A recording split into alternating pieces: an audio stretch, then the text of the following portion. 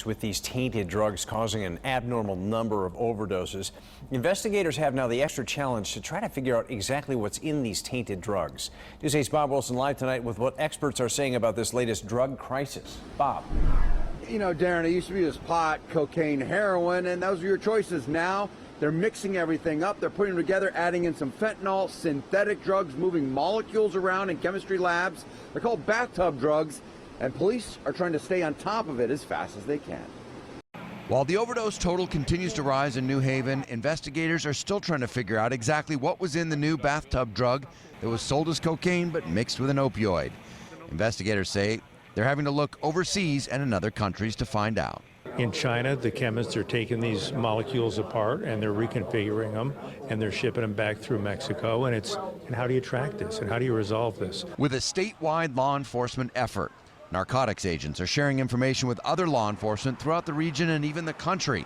So as these synthetic drugs continue to change, law enforcement can keep up. So we have somebody on the DEA task force in East Hartford and somebody on the ATF task force and the FBI task force, and we have our own vice and narcotics unit.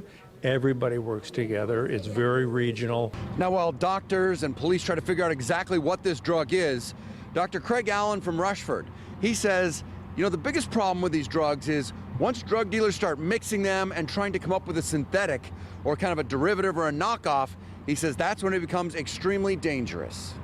If you have a lab, these are relatively simple to make, and who knows where they're coming from. They can maybe come from China or Mexico, or maybe even synthesized here in the United States. You don't know what they are. When the medical personnel get involved, they may not know what's there. In the case of the latest overdoses in New Haven, Narcan will work and did save lives, as the new drug was cut with some type of opioid. The problem, it took 3 to 5 doses of the Narcan to bring some of them back. Absolutely, Narcan could work. You might need a higher dose.